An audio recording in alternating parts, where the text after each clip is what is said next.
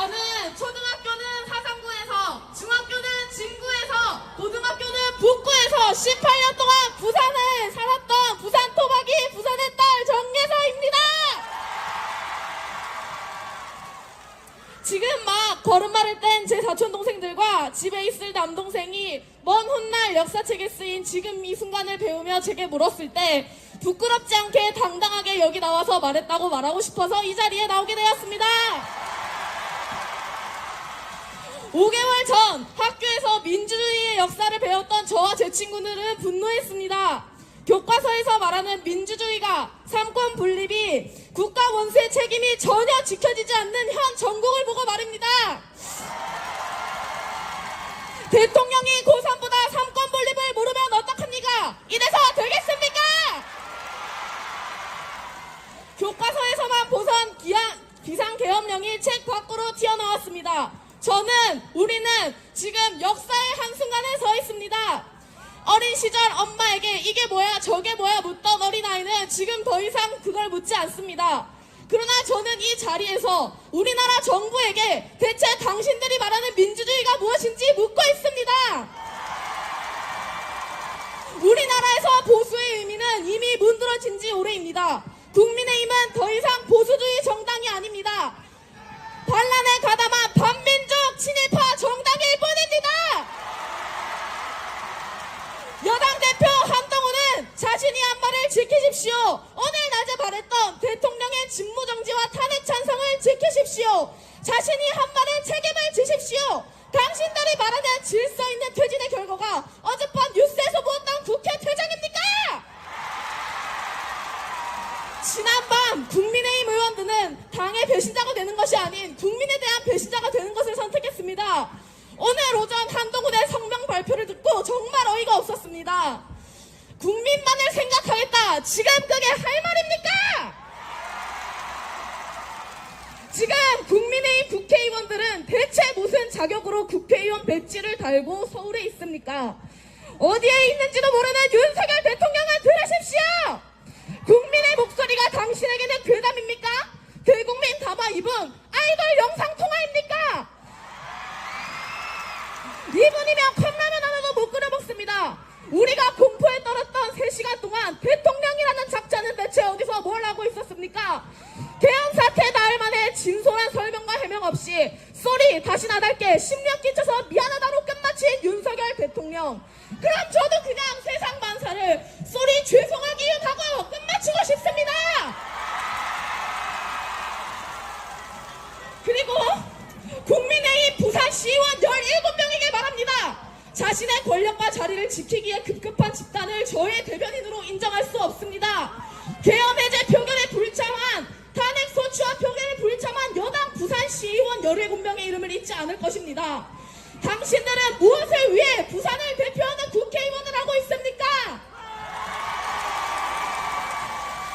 어제 저녁 윤석열의 탄핵 표결이 부결되었습니다. 국민의힘은 심기일전하여 법치주의를 지킬 방안을 찾겠다고 그랬습니다. 그 방안이 표결 물잠 의회 퇴장입니까? 그게 여당의 대답입니까? 국민들이 두 눈 시퍼렇게 뜨고 다 보고 있는데 본인들의 당에 미래가 있다고 생각하십니까?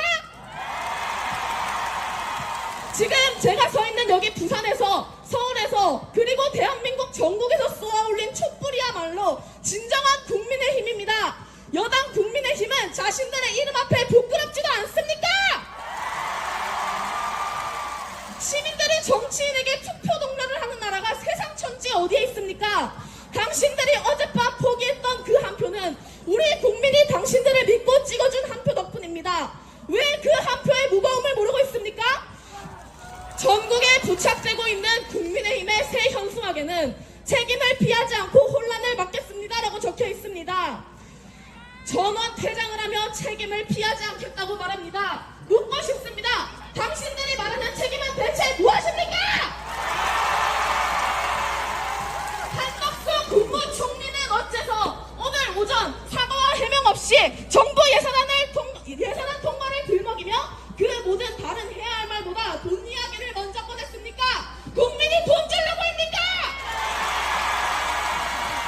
명태균 게이트, 김건희 공천 개입 뇌물수수, 왜 검찰은 수사 중이라는 말만 하면서 제대로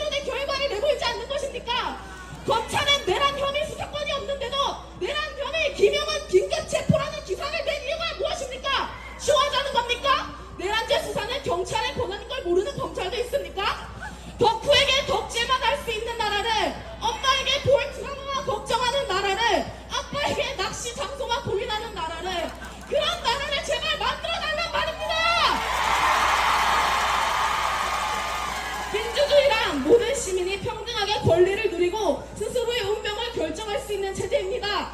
그것은 독재나 폭력으로 결코 억압될 수 없는 시민의 힘이며 약자와 소외된 이들에게 조건과 희망을 약속하는 유일한 길입니다. 그러나 지금 이 순간 우리의 민주주의는 깊은 위기에 처해 있습니다. 정부는 국민의 목소리를 외면하고 권력을 무기로 삼아 시민의 자유를 억누르고 있습니다. 우리는 대한민국의 역사를 기억합니다. 군부 독재의 억압을 뚫고 이룩한 민주화의 성과를 기억하며 수많은 시민의 헌신과 희생이 있었기에 오늘날의 자유가 가능했다는 사실을 잊지 않습니다. 역사는 우리에게 묻습니다. 지금 이 순간 우리는 어떤 선택을 할 것인가? 침묵 속에서 억압을 용인할 것인가? 아니면 시민의 이름으로 민주주의를 다시 세울 것입니다. 역사는 우리에게 말합니다. 일제에게서 광복을 얻어냈을 때도 이전 정부들에게서 민주주의를 얻어냈을 때도 나라를 지켜왔던 건 늘 약자였습니다.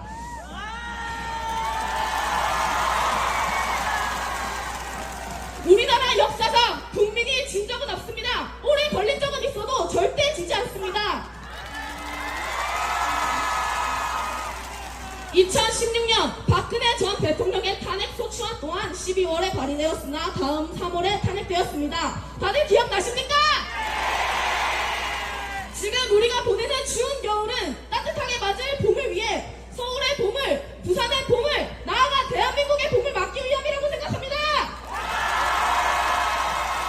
하물며 윤석열도 굿트라이 했는데 우리라고 못하겠습니까? 인터넷에 이런 말이 있습니다. 세상은 호락호락하지 않다. 하지만 괜찮다. 나도 호락호락하지 않으니까 우리가 호락호락하지 않은 민족이라는 걸 저 정부들에게 말해줘야 되지 않겠습니까? 윤석열 대통령이 쓴 업무 추진비 밥값 술값 1억 4,600만 원 그렇게 먹어내고도 배가 고픕니까? 우리나라는 국민들은 민주주의가 미치도록 고픕니다. 지금 이 시국에 대통령의 퇴진을 촉구하는 것은 더 이상 정치색의 문제가 아닙니다. 대통령은 헌법 66조 제2항 대통령은 국가의 독립, 영토의 보전, 국가의 계속성과 헌법을 수호할 책임을 진다를 여전히 위배하고 있습니다.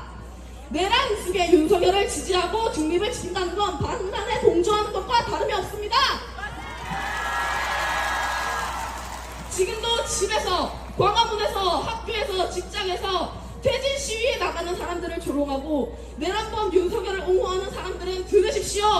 윤석열을 뽑으면 그대로 놔두면 피해를 보는 약자들이 바로 당신입니다.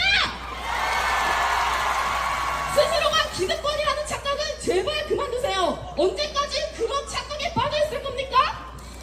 수많은 성시원이 성포라가 되고 있는 이 나라를 저는 정말 가만두고 갈 수가 없습니다. 여러분, 놀러도 가고 맛있는 것도 먹고 하고 싶은 거 다 하세요. 계속 관심 갖고 지켜보면 자신만의 방법으로 연대하면 됩니다.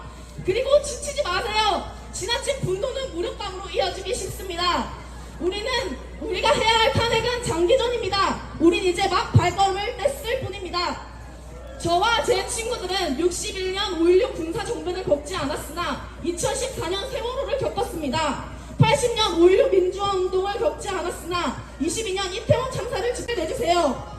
저는 늘 한국이 싫다고 해외에서 살고 싶다는 말을 달고 살았습니다. 하지만 지금 나누는 제 친구들이 소중할 때 가족이 있는 내가 사랑하는 것들이 자리 잡은 이 나라입니다. 전국 각지에서 열리는 시위가 합시다. 그 길이 우리의 미래이며 우리의 이름입니다. 민주주의와 보수주의의 바탕 아래 건강한 보수와 건강한 진보로 발전적인 선의의 대결을 하는 그런 대한민국 정치 생태계가 만들어져야 하지 않겠습니까? 마지막으로 구호 외치면서 마치겠습니다. 반란범 윤석열은 탄핵하라! 김건희를 책감하라! 위헌정당 국민의힘은 해체하라! 창영아, 내가 공부하기 좋은 세상 만들어줄게! 감사합니다.